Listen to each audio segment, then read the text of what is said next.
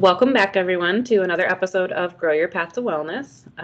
My co-host Kelsey and I host a new wellness guest every week for an interview on a holistic wellness topic. Last week, we had the opportunity to welcome Ruth Houston, who is kind of a weight loss diet myth expert. She's the author of Eat Smart and Lose Weight, Scientifically Proven Ways to Lose Weight Without Diets or Exercise. So that was a really great conversation. And you don't even have to buy her book to get some of those great tips. She was very generous sharing those with us last week. This week, Kelsey is doing some personal growth things with her husband, so I am here solo to welcome back our guest, Heidi Gruss. She is going to be talking about stepping into fear to feel the magic of personal transformation. So welcome, Heidi, and tell us a little bit about yourself. Thanks, Amanda. So I am a licensed psychotherapist with a clinical practice in Southeastern Connecticut. And I'm also a transformation strategist, the creator of the transformation methodology. I had a great talk with Kelsey a few months back, and we sort of ended at a place where we could have kept talking for probably another hour. And so decided to have a follow-up with around this whole idea of, being really clear that we all have things that we want. There's that desired outcome or that achievement or success that we're pursuing. But what it actually takes to get there. And it's, the idea of it not being a linear process and it often being a very emotional process is, I think, a concept that is not given enough attention. So often when people want to achieve something, it's like, okay, here's the program, here are the steps, here are the rules to follow, and just do these things and you're good to go. Except we can all do the things. I mean, my clients, it's not a lack of knowledge, right? They know everything up in their head as I'm like sort of grabbing my head, but then it's really, what does that mean to embody these different actions and behaviors, and do they align with who I am and what it is I want to have in order to feel what way in the end? So that's kind of the conversation for today. You're already showing me that we are going to have the same issue as last time of just like not being able to, and it happens with so many guests, and then we end up like doing series and all sorts of things because we just have such a breadth of knowledge and experience. It's so beautiful to encounter. So I appreciate you. So I remember we talked when I first met you, and then I didn't have the opportunity to film with Kelsey, but the repurposing your emotional trash can. Yeah. So if you haven't had a chance, go back and listen to that so you kind of have a understanding of what we're picking back up on. I think a lot of times we forget that we're human beings with human experiences and traumas and protective factors and boundaries and all sorts of things that just for an individual make it more challenging, let alone when you pull a relationship with anybody else, whether that's employee, employer, romantic relationship, friendships, right? We kind of forget that we're not machines, despite what society might want us to function as. Right. Or even sometimes how we want to function, right? Wouldn't it be so much easier if we could just do the thing and not feel anything in reaction, right? But I think that's really where Kelsey and I were at the end, is like, but hang on, what if we do actually step into that feeling? Right? Where it's like, you want to just step over it. Why? Just pause for a second and ask yourself why. Because perhaps doing the counterintuitive thing in that moment and stepping into the feeling will actually open the door to the aha, to the, oh my goodness, I have a different understanding of myself in this place. And actually what I need here is X, Y, and Z. And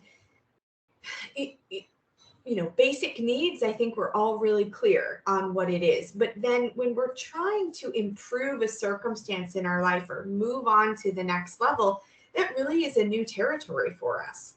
And oftentimes the things that we needed, at step 1 are not the same things that we need at step 2. I know I have found that myself, as I've, moved and done different things in my life. It's like you think you've got it all figured out because you did it all in one journey of your life, and then you go to apply those same principles and process, and it's not working.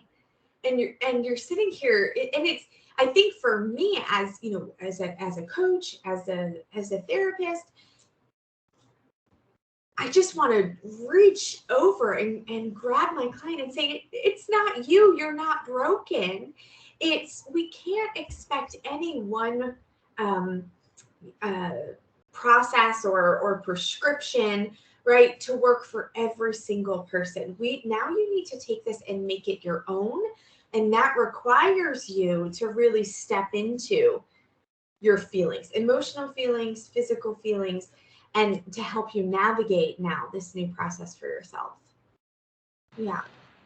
Yeah, I think, I encounter that challenge oftentimes with my clients as well, and myself personally. Like, who wants, like, I'm getting Brene Brown vulnerability vibes here, right? Like, who wants to step into that vulnerability? It's terrifying. And society didn't prepare us to feel, to manage, to cope with all of the emotions that go along with that.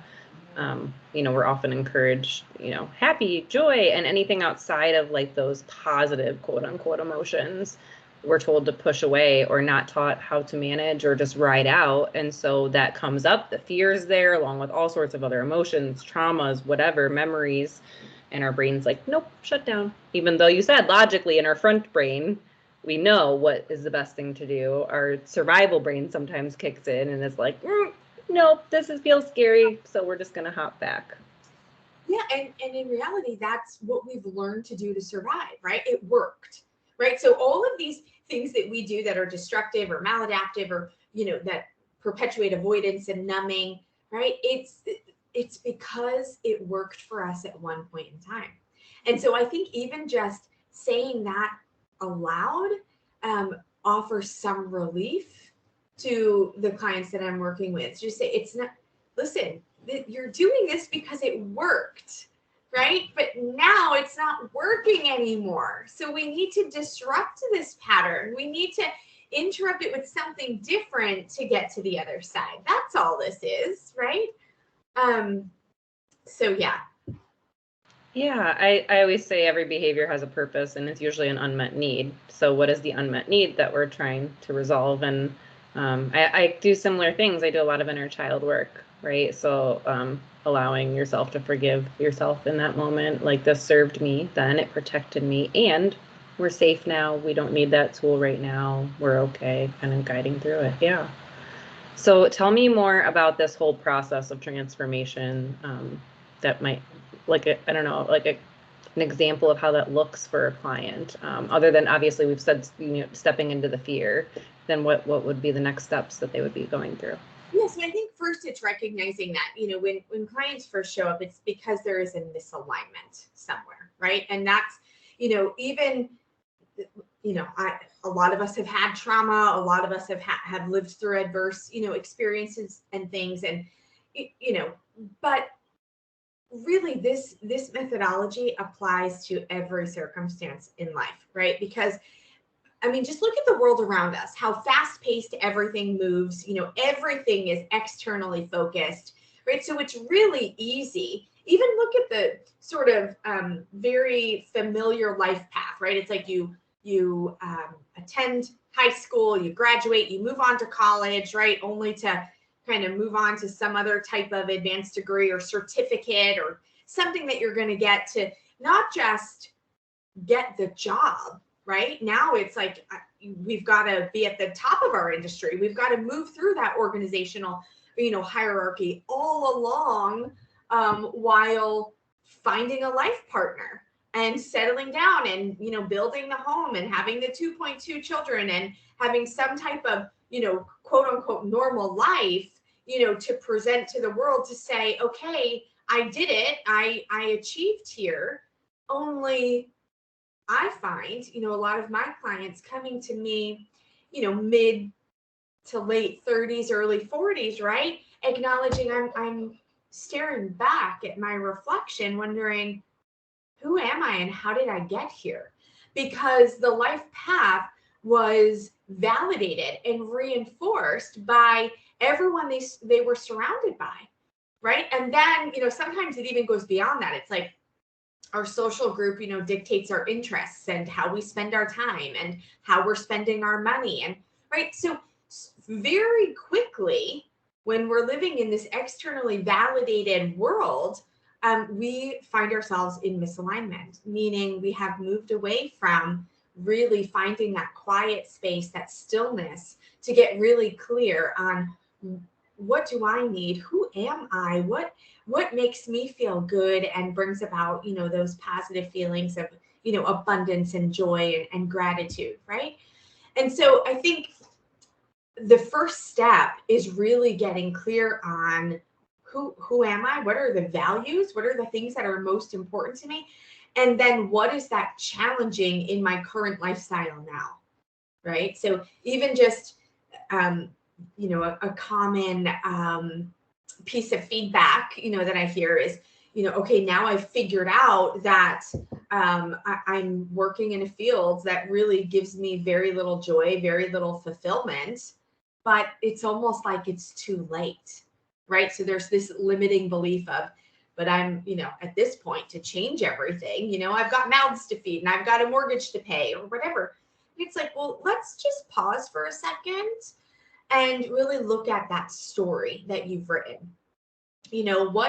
Where do those beliefs come from? What are the values that you're living by? And now what if we were to rewrite this story, just introducing here now this passion point that you've identified, this idea that you really don't want to work in finance anymore, and you really want to, work with young moms who have no idea how to take care of their children, right? Major career shift. But what would happen there for you?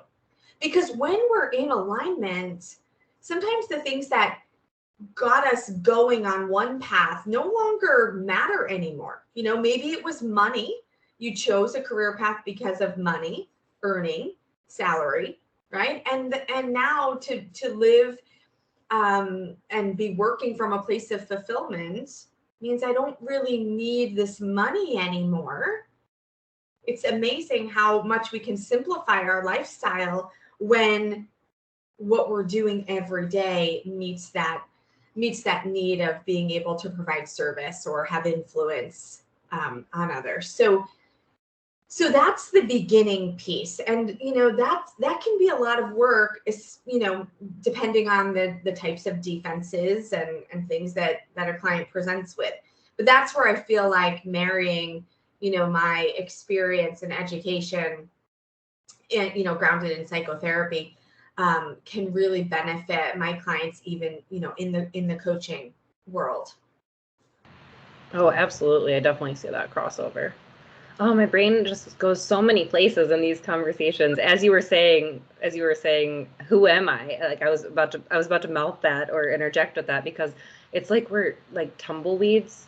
I'm very visual, so I always have like some kind of visual reference. It's like we're just being like kicked along and floating along, and almost not clinically, but almost a level of dissociation, right? Because we're just like flowing through. And I've shared this a few times even on the podcast, but I ended up there. I was at a point where I was like engaged and 4 weeks from a wedding and calling it off and changing my whole life, because it feels like I woke up one day and the fog cleared and I was like, what is happening, right? Trying to keep up with the Joneses, quote unquote. I don't know if people still say that, but right, like you're seeing all of this happening and you don't want to get left behind.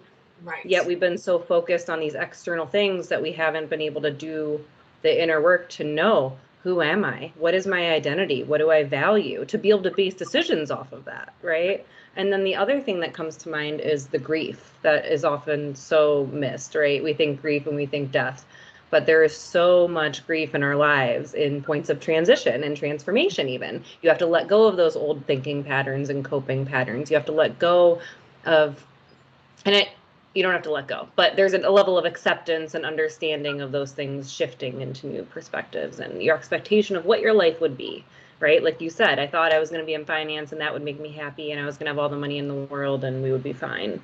And it's not that. And is there a level of failure that you feel because of that, or shame that is internalized? And I think so. And part of the process, I'm glad you introduced this whole idea of grief, because I do talk about grieving, because it is, sometimes the loss of identity or the development of a new identity is sort of grieving the end of one season in our life, right? And so you made me think of, I'm working with a client right now who's doing amazing work, making a major shift in her career. And we were talking about her beliefs around money, right? And I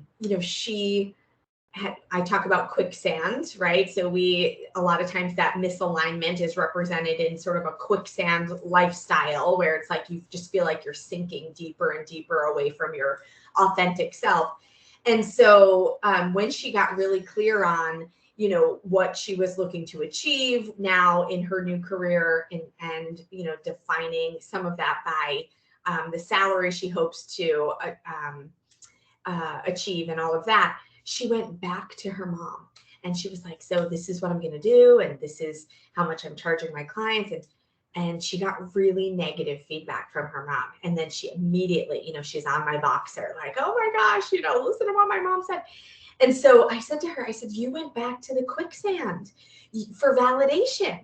And so this is why simultaneously, as we're moving forward, we have to start developing this new social network for you that will validate where you're growing into right now.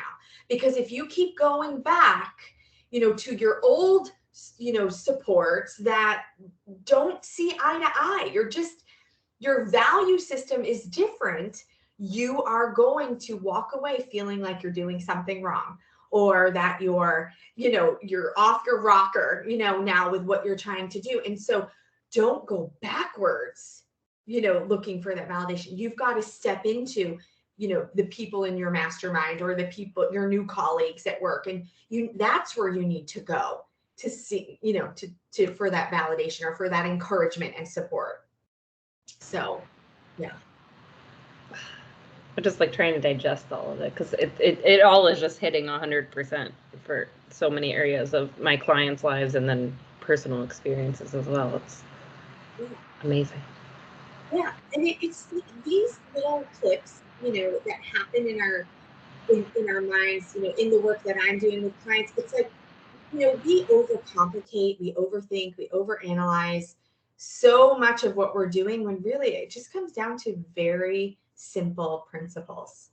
And that is something that I hear over and over again from my clients. Even there was one I reconnected with recently, and she's like, you're always just so good at simplifying it.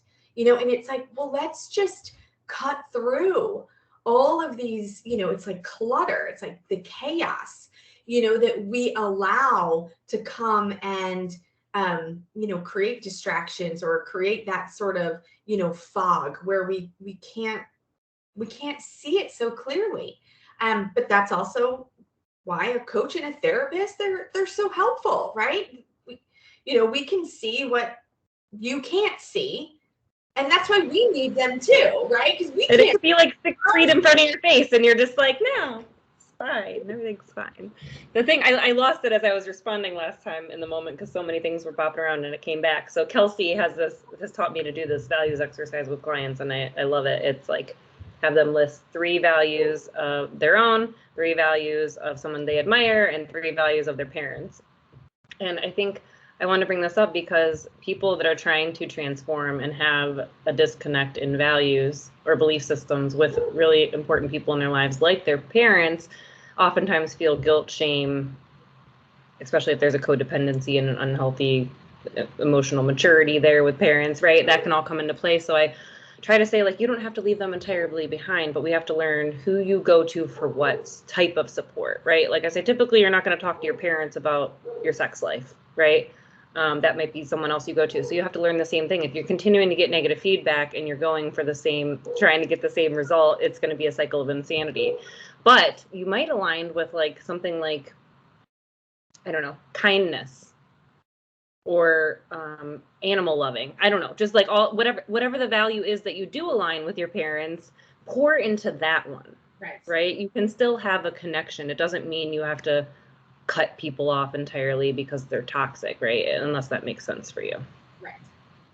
Yeah. I mean, we don't need to draw a hard line in the sand necessarily, but it's being aware. Every relationship, there's limits in every relationship, you know, and part of being really clear about self, what we need, what our values are, is then also knowing when we're in need of that support and encouragement, who am I choosing to be intentional about seeking out a person rather than I just want to feel good, so I'm going to call my cheerleader, right?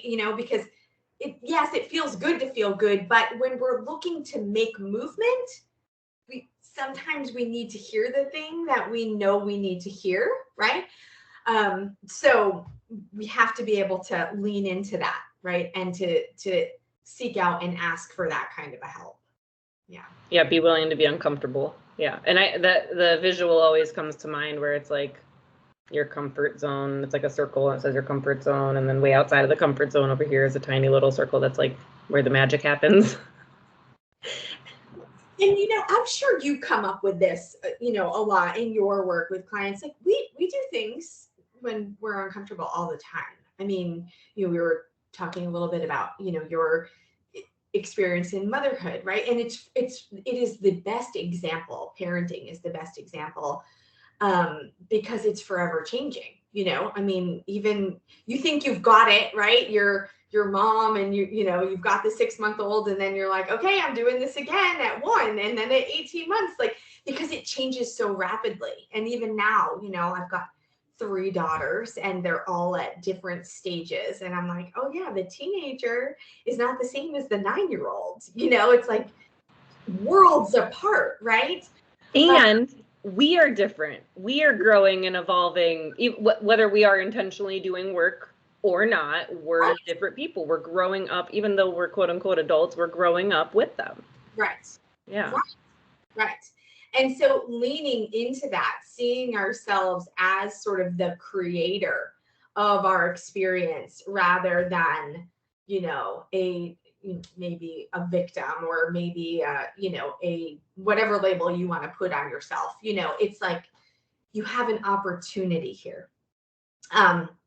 So sort of the next phase that I work on with my clients is, once you've gained this awareness, now you're responsible for doing something with this new awareness, right? It's like, okay, now that you're aware that you need to feel seen, heard, and acknowledged, well, how are you first taking responsibility for yourself in situations and, listening to yourself, acknowledging yourself, doing, honoring yourself. And then the next step is, how are you getting that from the relationships in your life, or the different roles that you play within your life? Because to just know that you need to be seen, heard, and acknowledged is one thing, but not doing anything about it, that's still a choice. You're choosing not to do anything about it. That will begin to build resentment, where you are choosing to not give yourself what you need. So that's really the next big step in the work that I'm doing, and refining that, right? So, sometimes when a person uses their voice in a new way, in a new capacity for the first time, it comes out as really, sort of clumsy, awkward, edgy. Maybe the tone isn't right, the inflection is off. But of course, you're doing it for the first time, and just normalizing that. Okay, so now let's refine it. Now, what did we learn from that, right? How are we going to do this differently, the next time? What experience did you learn or gain? So, yeah. It's just funny. I think I have similar conversations with my clients, but it's like, I don't know at what point in life we reach this age, and like society, parents, whatever sources have taught us, like, you should just know how to do everything magically without having the literal experience of the learning process. Like, you didn't just magically tie your shoes one day. You didn't just get in the car and drive one day. You didn't just like graduate school one day. Like there's a learning process that goes into everything, but it's like we get to a point in life where there's some kind of barrier to that acceptance of that process, if that makes sense. Yeah, it does make sense. And I think the other piece that affects that process is the urgency that we start to feel that we have to do everything quickly. There's no time for mistakes. There's no value around mistakes. That every process has to be linear. And when it isn't linear, when we hit that roadblock or fumble or something, it quickly ignites this idea that we have to quit and start over. And so that constant process of restarting is what really affects the mindset, right? Because over time, doing that over and over and over again, it reinforces failure because it's this all or nothing mindset. And so that's part of the misalignment that clients will come and share with me, right? And, that first breakthrough of, oh my goodness, it's not that you can't achieve this. We really have to look at what is the process? Who are you being? How are you showing up and trying to do this? So I think the urgency and the expectation that it's like, we're supposed to do this in a seamless way. I use the analogy of, I say to my clients, okay, if I asked you to walk around with your shoes on the wrong feet for an entire week, right? Could you do it? And they nod their head. Yeah, I could probably do it, right? But immediately just putting your feet in your shoes, something's off, right? And, you would walk around, you'd be holding on to furniture, you'd, probably be kind of clumsy and might even fall, multiple times. You certainly wouldn't be walking at the same pace that you normally walk at, right? But if I checked in with you around day 4 or 5, most likely you'll have told me that it still feels weird. Your feet don't feel right, but you've found some semblance of a groove, right? Where you're not falling as much. You may not have to hold on to furniture for every step that you take. And you've actually found like a decent pace that you can start walking at, but it still feels off, right? And that's because we've been walking around with our shoes on the right feet for years and years and years. So now to go and disrupt that pattern, because that's what it is, it feels off, but that doesn't mean it's wrong. It means we have to figure out, we have to find our new groove. It's like correlation, not causation. It reminds me too of a quote. I feel like another therapist probably put in my head somewhere, but you can't walk into a forest 5 miles and get out in 2, right? Like we forget that part of the journey too. Yeah, and I often remind my clients like that groove is so deep in your brain, that road is so strong and so well known that regardless of how difficult the terrain gets because it isn't kept up with, or how long you have to wait at the railroad tracks, or every time you hit this pothole moves your tire, regardless, your brain's going to go down that road because it's the familiar track. Exactly. And taking any other detour is terrifying, right? Like, could you imagine, we're in 2022 and you're in the country and you don't know where you are and you don't have your GPS that's working and you have to take a detour to the original destination. Like, whoa, will I make it out? Who knows, right? Right.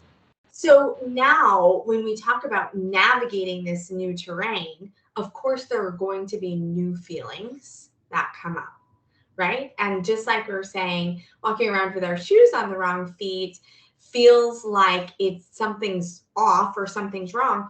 Okay, but now let's lean into that and let's really sort of unpack that a little bit more. Because just because it feels off doesn't mean it's wrong. We might need to ask ourselves some questions just to make sure, just to assess, like, am I okay? And what is this discomfort? Let's really get more, let's get clear on exactly what we're talking about. Because when we use words like fear or pain or discomfort, it's like those are the big umbrella feelings.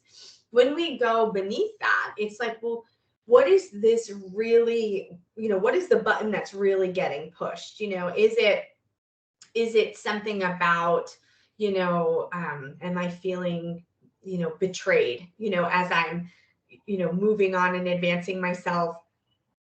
Excuse me. A common experience is that people will personalize your new choices in life, right? So I've decided, to advance my career, and my colleagues that I've worked with for the last 10 years are saying, "Oh, what? You're too good for us now? You're moving on to, X company, or you think you're good enough now for that next position."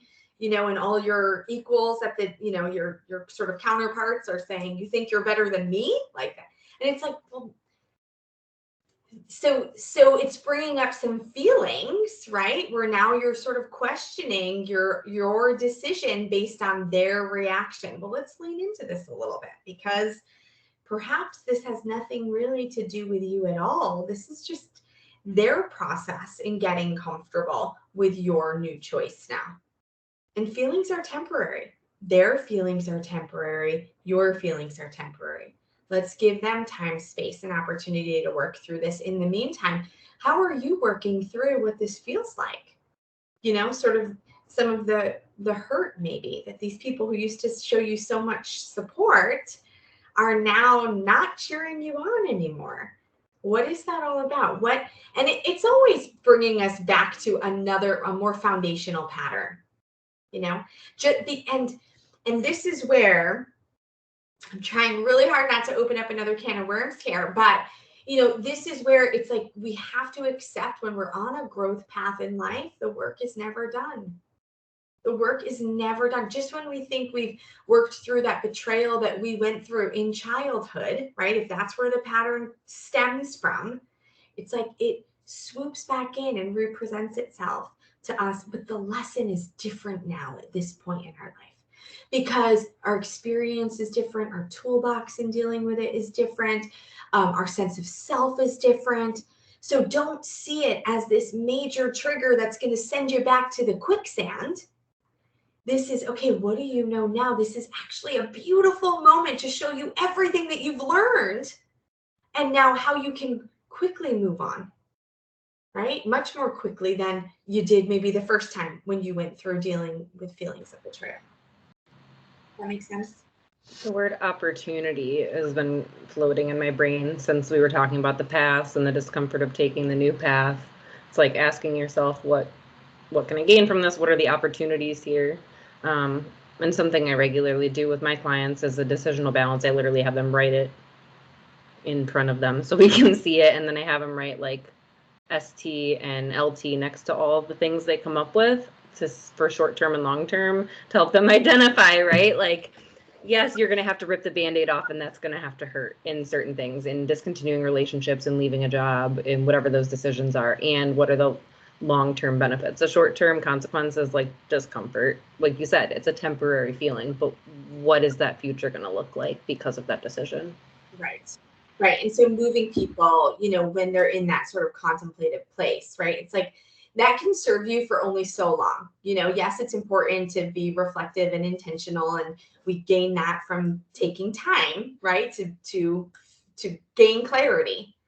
But then there's also a point in time where spending too much time there is just perpetuating the overanalyzing, the overthinking, which is just going to bring about more doubt, and trigger oftentimes those default patterns of trying to avoid and stay safe, stay comfortable, right? Which then brings about its own set of consequences. Yeah.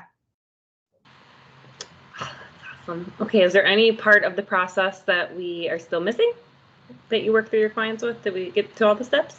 The other piece, and this is woven throughout, is around celebration, right? Because obviously when we're talking about major transformation, right, it's not the light switch effect, which is what we see, the observers looking in on someone else's transformation. That's what we see. It's like you run into someone 6 months, from now, and they look and act and exude a different energy, and you're like, wow, that's amazing, right? And you think they just flipped the switch and it's all better.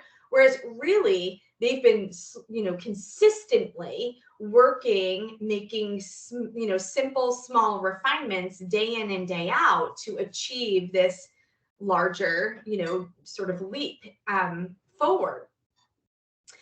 And, I say to my clients all the time, yes, it's great when we reach that milestone, but you have to celebrate every day, every single day. It's part of a journal exercise that I have my clients do right from the beginning of their work with me.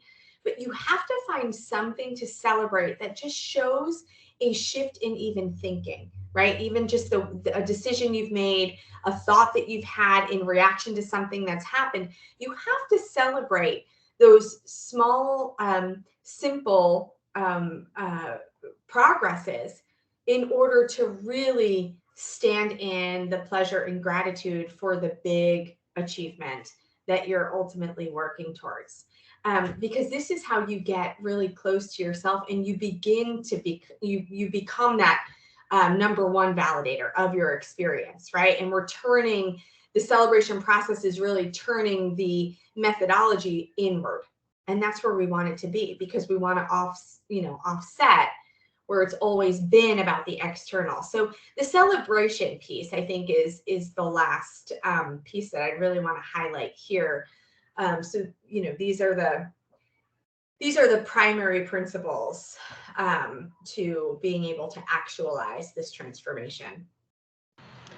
Can you, real quick, because I do want to wrap up, I don't want to go over and lose our audience's interest, but I am curious, as I experience this sometimes with clients, what do you recommend as far as celebration? Is that affirmations to self? Is that tangible celebrations with like tangible items or activities or things? I think oftentimes, because this is a whole nother episode, but because we have associated celebration with unhelpful coping, like, snacking every single time, or like food associated with that, or going out and spending money, or whatever that might look like, that can become unhelpful. How do you define celebration with those clients?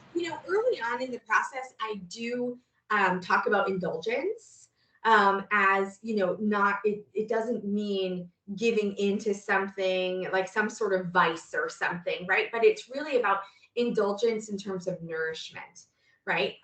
But celebration can be, again, I'm always bringing my clients back to like a spectrum of things, right? So it's not, big or small, but it begins with just the acknowledgement of the progress. And sometimes it's just bringing attention to that, saying it aloud, writing it in the journal to say, yeah, I actually did this yesterday. Like, I went to bed at 8:30 because my body said I am tired. And you honored that. And acknowledging how you honored what it was you needed is just so important, right? You honored it. Let's just say it aloud, write it down. And then there are times where it's like the client may present that they're so proud of that progress, where it's like, okay, so how are you going to indulge a little bit? How are you going to make this a special moment for yourself? And maybe draw a warm bath and let yourself just reflect on those feelings that you felt when you did this thing, right? And how are you going to take care of yourself in this way? So I think celebration is more about taking care of self, nourishing, honoring self. So those are some other synonyms that I use. Yeah, it sounds like validating self and all along the way, creating a sense of self-worth and self-esteem. And confidence, right? Yeah. Beautiful.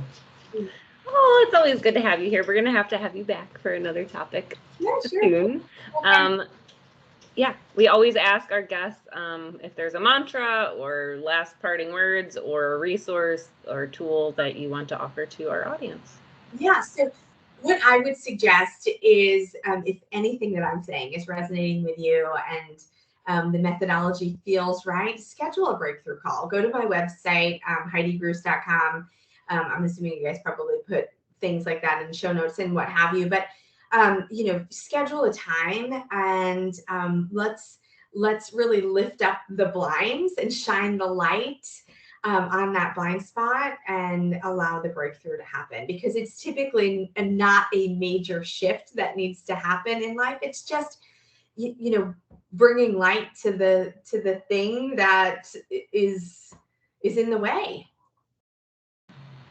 That sounds great. Yeah, we always put those things in the show notes, so I will make sure to include that. Thank you again so much for being here. We tried to get you rescheduled a few times, and life happens. Okay. So thank you for being so patient and giving us grace. But we are always happy to have you back whenever you would like.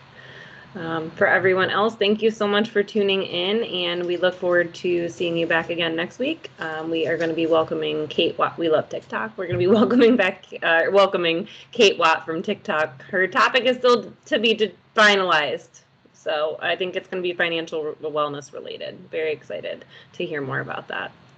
Stay tuned and tune in every Sunday. Make sure you turn on your notifications so you know when you get a latest episode. Take care.